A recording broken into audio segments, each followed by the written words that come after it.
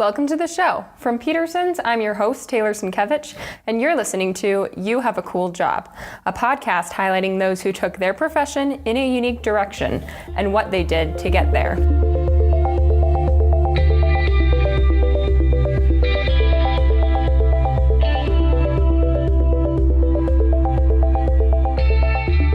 On today's episode of You Have a Cool Job, we talked to Becky Rezac, a surgical technician.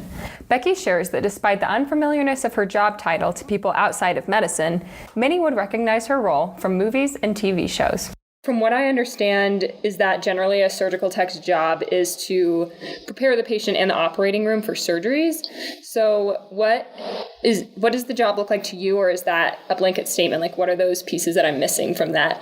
So, sort of, there's a team that works in the operating room, and so it's a duo, basically. It's a pair. You have your surgical tech and your circulating nurse. Mm-hmm. And so the circulating nurse really does a lot more of the patient care.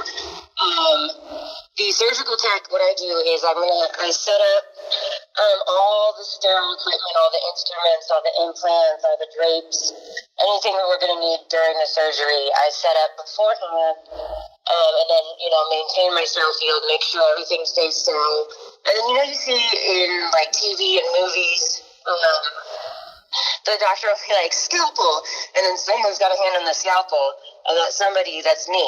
That's what I'm doing, is basically passing the instruments. So you have to know what the surgery entails so that you can be prepared with the correct instrument. And a good surgical tech knows what the surgeon wants before they ask for it.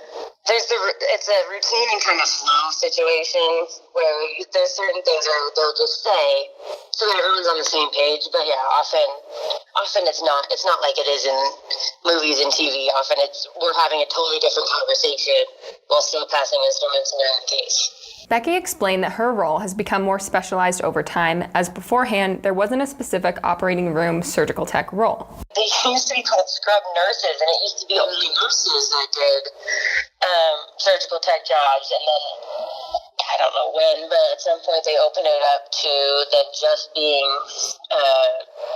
a certification kind of situation.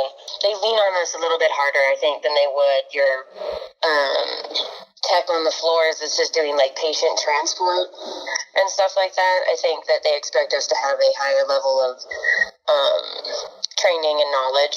Mm-hmm. Okay. And then you said you started out as an EMT, so what, were you just seeing surgeries go on, or what attracted you to being a surgical tech? No, actually, my trip to being a surgical tech is a long and winding one. Okay. I went to college at San Francisco State, and I originally was going to do a criminal justice major. Mm-hmm. And I just didn't, I was at school and I wasn't really having a good time. I wasn't enjoying it. And so I started taking, outside of college, I signed up for an EMT program, just to have, a job or something to do. So I did my EMT. I loved it. And there's two sides of being an EMT, and there's the side of the broken bones and the injuries like that, the things that you can see and you can fix. Like, you have a broken bone, you splint it, someone's bleeding, you stop the bleeding. And then there's the other side of it where you have a patient that's like, I have stomach pain, and you can try to figure out what that stomach pain could be from. And I preferred see the problem, fix the problem. Mm-hmm. Those were my favorite scenarios. And so after I finished my first job as an EMT, the economy kind of crashed, and everyone was on a hiring freeze, and I couldn't get another job as an EMT. They were like, we're on a hiring freeze for the next 3 years. And I ended up living with my parents in Reno, Nevada, and I had to change that. So my mom is an anesthesiologist, and so she works in the operating room, and she had suggested, why don't you go back to school to be a surgical tech? And I said, I don't even know what that is. And she kind of explained it to me, and I thought, that sounds actually really cool because it goes back along the same lines of you see the problem and you get to fix the problem, right? So I went to school. It's like a 1-year program, or at least it was when I was in school. It was about a 1-year program, and then you do an unpaid internship. And when I got out of school, the only job I could get was in labor and delivery as an obstetrical tech, it's the same job, but you pretty much just do cesarean sections, which was really cool. It was great. I enjoyed it, but I wanted to do more, and so then I finally found my way to what we call the main OR, which is where you do whatever surgeries come your way. And that's what you do now? And that's what I do now. As Becky said, she has switched gears a few times in her career and moved around to find new challenges. So I asked her if her job as a surgical technician is still where she wants to be, or if she is seeking out any other areas of medicine. I think I'm in the right field, for sure. I've been a surgical tech for 9 years. I'm going on 10 years now as a surgical tech. And the only problem that I have with the career is that there's no growth potential. Once you're a surgical tech, that's the top tier you can get into. And I just feel like for me, I want to keep pushing myself. So I'm actually going back to school in like 2 weeks, actually, to start doing my prerequisites to be in a nursing program. And I'd like to continue in the OR. I love my job. I love doing what I do, but I just want to push myself to learn more and do more. So. And Becky, what do you like most about working in the OR? You seem to be wanting to stay there too. There's so many things. I like the difficulty of my position. I like that there's so many things that you need to know, and you need to be able to think on your feet, and because the situation could change at any minute. And you could need to be thinking about what's next, what's happening next, what's going, we do a lot of, you have the patient's life in your hands. And so there's a lot of surgeries that are scary, but then also exciting. I don't know how to explain that any better, but it's really intense, and I enjoy it. I enjoy having to use my brain every day to think creatively, to think about, you have to imagine all the possible scenarios and what you would do in any of these scenarios all the time. Like constantly, you have to think that way. And I really enjoy it. Yeah. And then when you talk about that there's so many different things you have to do, what is kind of the thing that surprises people most that's part of your job? The thing, I'd say it's the case that surprises people the most is that when we do an organ harvest, when you have an organ donor, and it's just something that people don't really think about, which is understandable.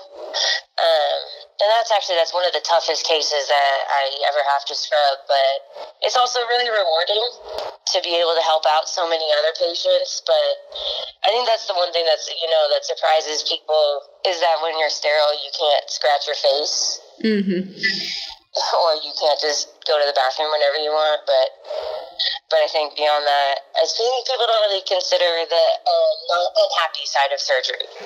I think it's hard for people to wrap their minds around. You think, you have a broken leg, you get surgery, it's fixed. And we do surgeries that are less happy. Yeah. What is that happen like when somebody has a life-changing surgery? Yeah. I think, limb amputations and palliative care kind of situations where, a lot of cancer surgeries are really hard because you have to be really realistic about, the patient's outcome.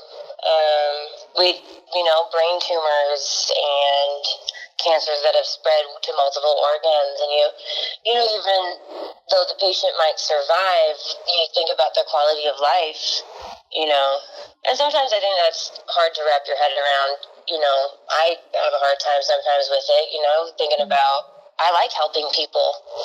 And sometimes you have to think, like, did we help that person? I hope so. Yeah, and what about surgeries that might be really positive for the patient? Do you get to see that a lot too? All the time. I do, mostly, I do spine surgery. So for the most part, what I do a lot of spine orthopedics. So for the most part, what I do is, patients got this immense pain in their back, and we will fix that. We see the problem, we remove it, we'll put in hardware or screws and rods and stabilize the spine, or if they have a fracture, and then you fix that so the patient's not paralyzed.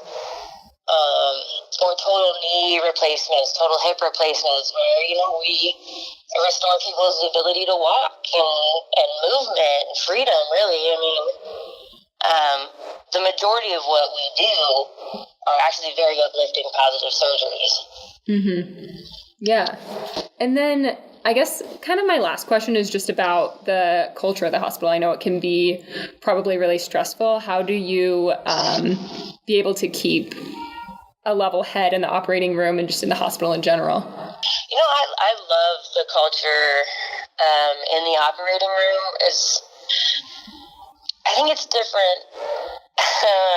It's a different beast. There's the people that are attracted to the operating room. We all tend to have a similar sense of humor. And I think that it's just, we have a lot of fun. We have a lot of fun with each other, conversationally. And there have been in my career, I wouldn't say it's not common, but there have been moments where you feel a hierarchy of, doctors get doctors get to act a certain way because they're doctors. But I feel like we're going more away from that culturally.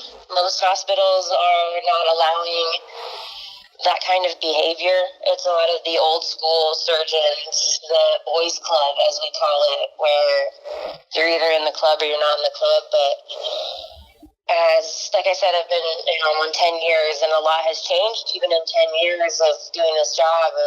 Culturally, everyone has become more of an important player in the OR, as opposed to the surgeon is God and everybody else is just an underling.